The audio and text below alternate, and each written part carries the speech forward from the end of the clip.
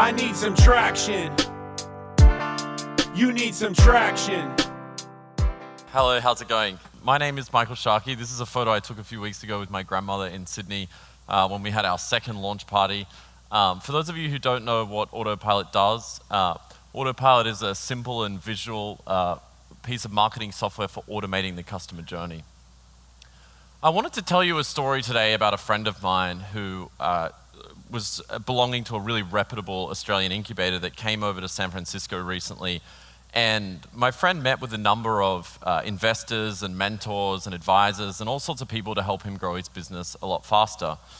And he has a really great product and some early traction and some great signs that this is going to be a really successful company. But the feedback he sort of took away from investors and kept continuously hearing was that in this market, he needed to grow faster. And I'm sure it's a pressure everyone in this room feels today. I feel it all the time, especially coming out of a board meeting, and I'm sure many of you are sitting there thinking, how do I grow faster, which is probably why you're here today. And the takeaway, to my surprise, my friend had from this need to grow faster was that instead of focusing on really building this system for growth and thinking longer term, he was really looking at all of these growth hacks and silver bullets we are all victims of and are things that we all turn to when we desperately need to grow. And there's an example up on the screen of like the persistent, literally harassment, I think, of cold emails that we all get in our inboxes every day. So this pressure to grow leads us to create really unremarkable marketing, and marketing that none of us in this room would like to receive ourselves. And I really like this Andrew Chan quote. He says, who does growth at Uber, he says, growth is a system, not a bag of tricks. And so I told my friend, I said, I don't think you need to focus on one trick, scorching the earth and outbound emailing a bunch of people to try and grow faster. What you need to build is a growth system.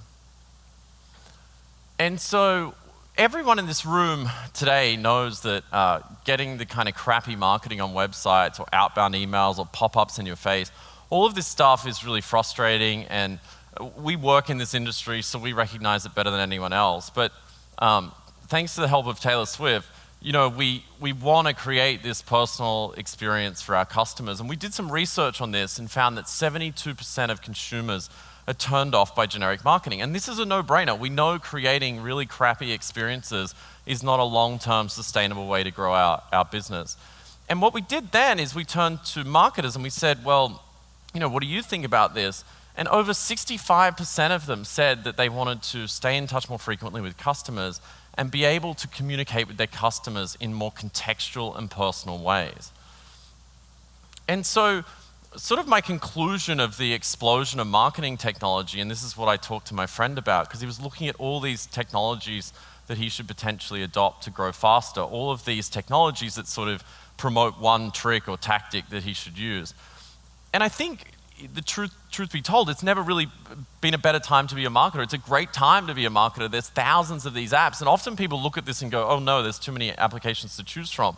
But I think this is a really good thing, and what it means is for the first time, technology can get out of the way for you, and you can really focus on creating these remarkable experiences for your customer. You don't have to get in the weeds with technology anymore, which we, as people who live in a digital world, sort of have that propensity to do. So, as marketers, we often talk about themes, sort of growth hacking, inbound marketing, outbound marketing. And it's really my belief that we're not in an inbound era of marketing, we're not in a growth hacking era of marketing, we're not in an outbound era of marketing. I believe we're in a customer experience era and have and always will be in a customer experience era. Our job as marketers is to deliver a great experience throughout the customer journey. And our initial instinct is to look for technology to solve these problems. And I'm a victim of this too. As soon as I have a problem, first thing I do is start searching for applications and solutions that I could adopt to solve this problem. But the truth is, technology doesn't create a good customer experience. No one cares what application you're using to send emails. No one cares about what tricky pop-up window or chat app you're using. What they care about is what you stand for. And so I asked my friend, I said to him, well, if you're going to start outbounding people, what are you going to say to them? And then he started talking about, hacking subject lines and doing some of the things in that example I showed you earlier.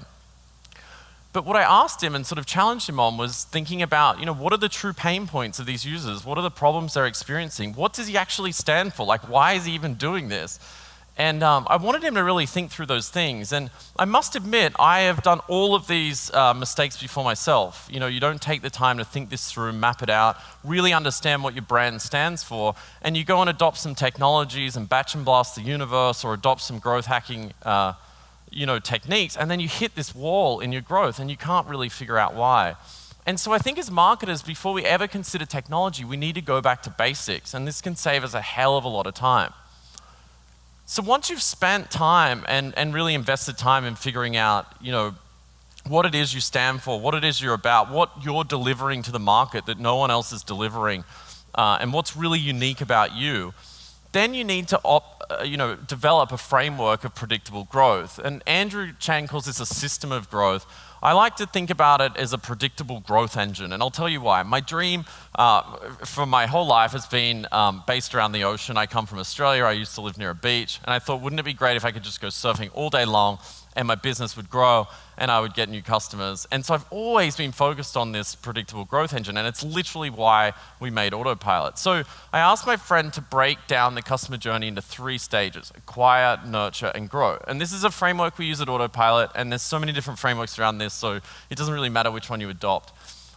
But most of us in this room, I would argue probably all of us, me included, we focus most of our attention on the acquisition phase. So we want to get net new logos, we want to get a whole bunch of signups, we look at CPAs, we look at tricks of getting new subscribers.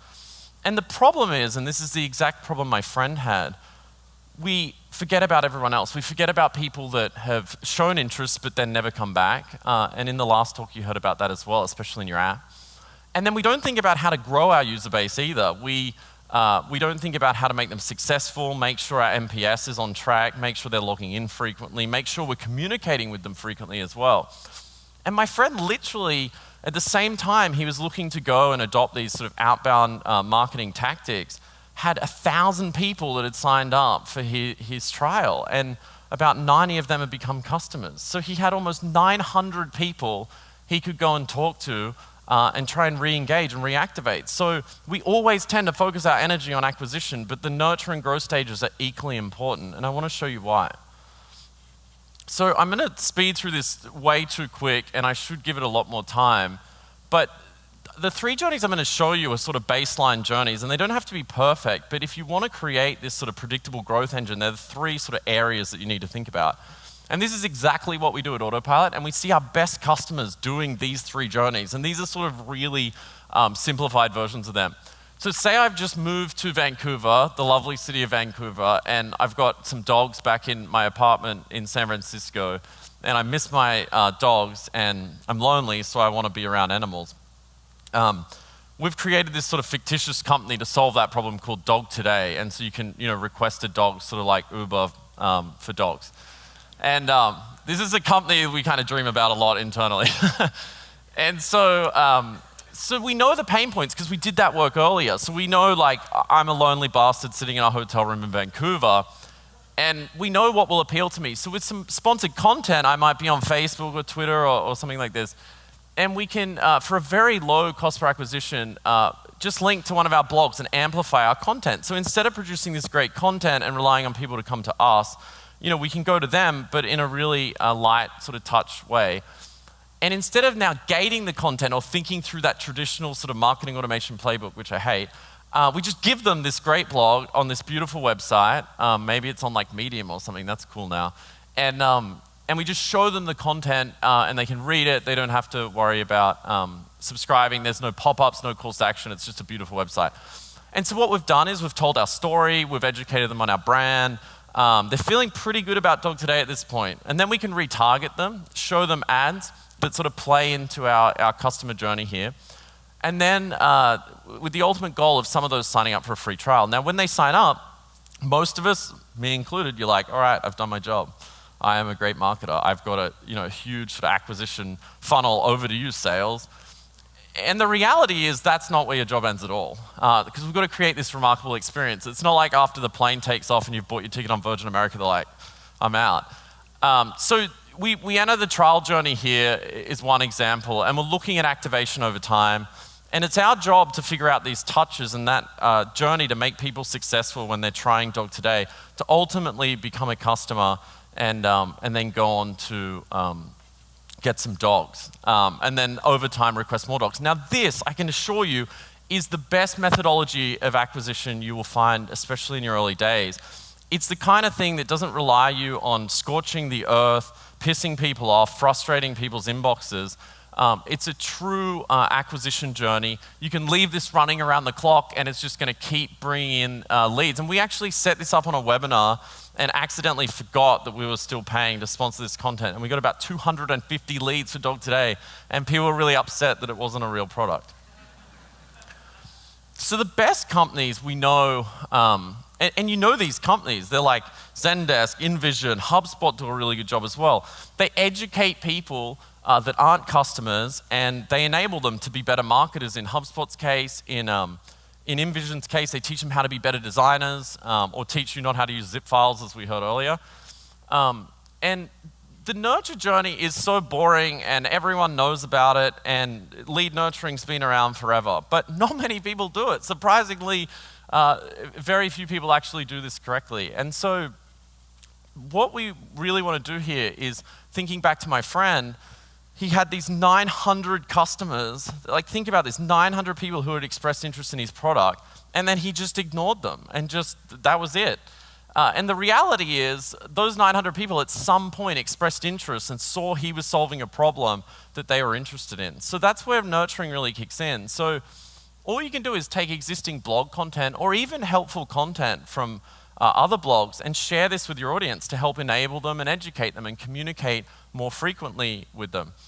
And the trick to this is acceleration. So as they start to express interest, changing the customer journey, very simply, it doesn't have to be a lot of content, to have this accelerated content that slowly pushes them back to your core objective. And in our late stage here, if you're like a B2B company and it's sort of a high worth prospect, you can do this sort of automated outreach from a salesperson, so you help with that entire sales process as well. Or in the case of Dog Today, it might be like, Tony the dog misses you and wants you back. So the final part of our growth engine and machine is really the growth journey. And this is that important stage that's often overlooked. And none of us do a fantastic job of pretty frequently, because you're so focused on acquiring and then nurturing back into that acquisition funnel. And so this is an area where marketing can kick in as well, and as part of a really strong customer journey, we want to focus on. So once they become a customer, the most important thing is figuring out what previous biggest successful customers look like and what they did to become successful. And in my friend's case, he had some huge brands using his product. And I said, well, do you have case studies? Do you have content around them? Do you know if they are promoters of your product? Do you know if they'll go on the record? Can we use this content? And the truth is, he really had no idea. He didn't even know why they were using it for the most part.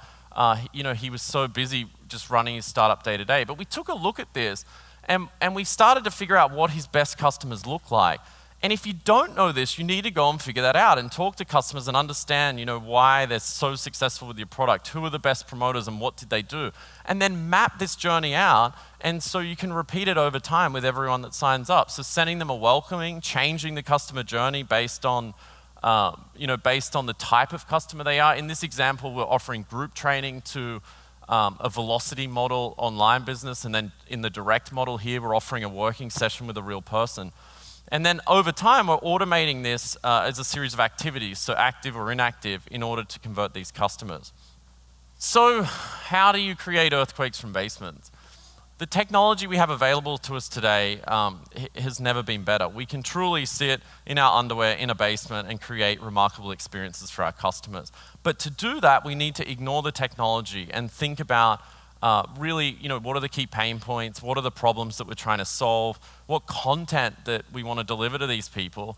And we don't have to talk about a lot of content here. We don't have to go out and produce a lot, just some key content and some key pieces that are really important to you in your business. So that's creating marketing that doesn't feel like marketing.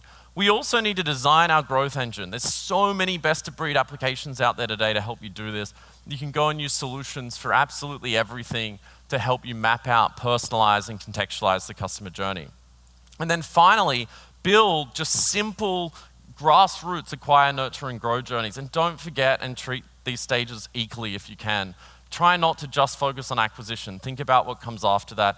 And don't miss opportunity like my friend so early. Those 900 people hadn't been communicated with in a very long time, and there was a lot of missed opportunity there.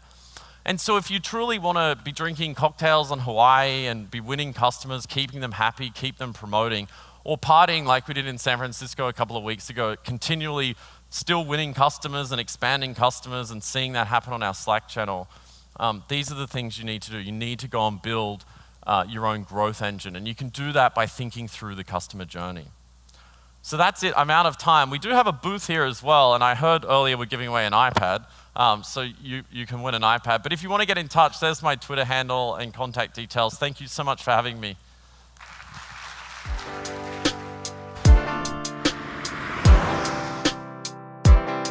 I need some traction. You need some traction.